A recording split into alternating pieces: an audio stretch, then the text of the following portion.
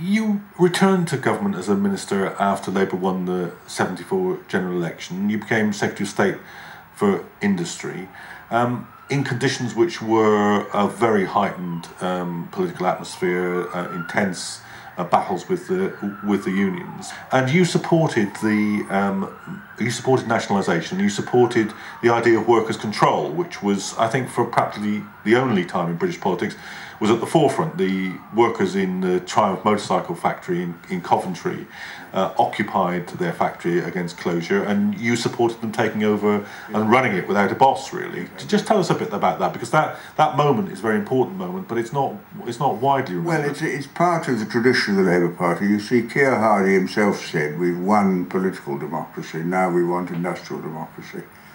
And this idea that you've only got to own everything and run them as if they were private corporations does undermine the very idea of what public ownership is about.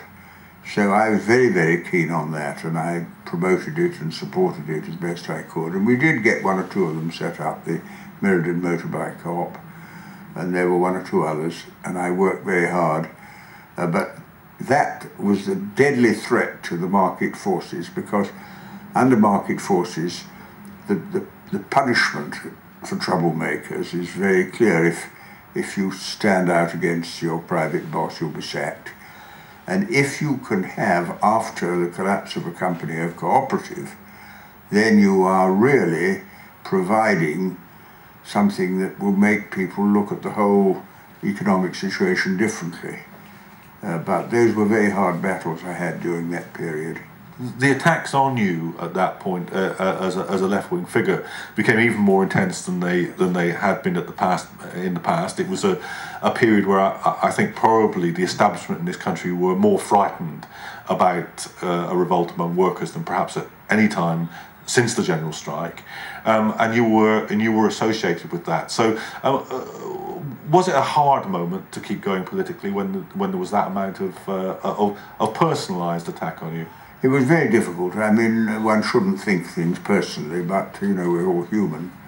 And when the media decide to assassinate you, they have ways of doing it. You've got to have a socialist perspective. Now, the word socialism is spat out on the media as if it's a sort of disease. They get a picture of somebody, sometimes me, with his hands out and his eyes open. Socialism, they say, and the children are put to bed, and mother has another Ovaltine and settles down to a novel from the Boots Library, and people hope it'll all go away. And they used to hover about outside the house, ring the doorbell throughout the night, and they would send film units to film my children going to school and F and blind with them in the hope they could get the children to respond and film it. And it was very unpleasant. I realised in the end that they had created an imaginary bogey whom they were destroying, but it wasn't really me. So in the end I was able to detach myself a little bit from it. It was very, very unpleasant, and it indicated that the strength of class feeling in Britain, at the time we don't talk about class, but class feeling when it is expressed in this way, was a very, very powerful force indeed. Do you regard yourself as having been able to sustain political activity through that difficult period, partly because you have a very strong family, it strikes me, and Caroline, your wife, was a political figure in her own right? Would it have been more difficult if that wasn't the case? I think if you didn't have the support of the family, it was very, very difficult. Mind you, she was critical of me. She thought I shouldn't have stood in the leadership elections later. But she was very deeply committed to the Labour movement. She wrote a brilliant book on Keir Hardie, very, very active in the educational campaigns for comprehensive education.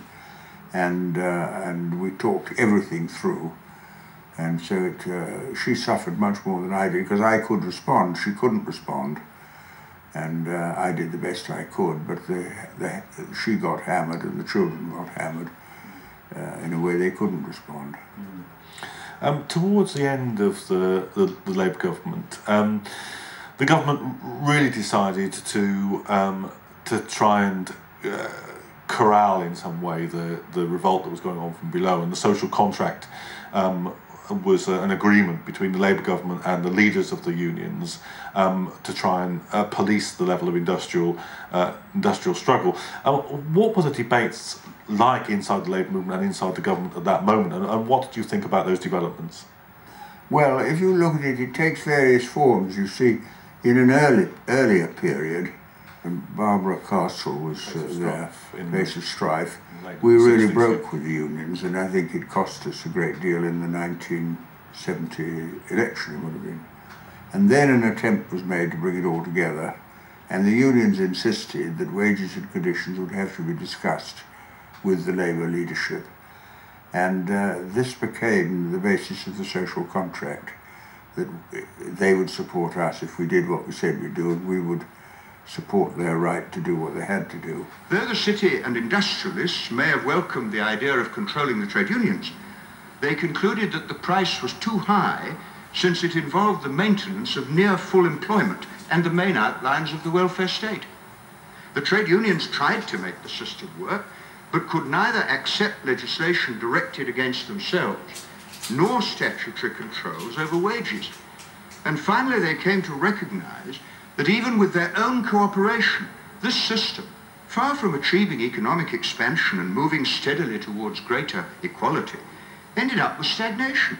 That, of course, broke down again because control of pay and conditions is really a very, very restrictive way of running industry, and very absolutely opposite to the ideas of industrial democracy.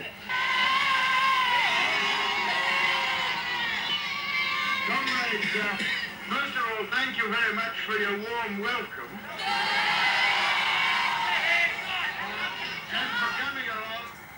So it makes me think now particularly about whether it wouldn't be better if unions had the right to have a ballot to pass a vote of no confidence in the management of a company, and if it was passed, the chief executive would have to be removed, so as to create an element of accountability.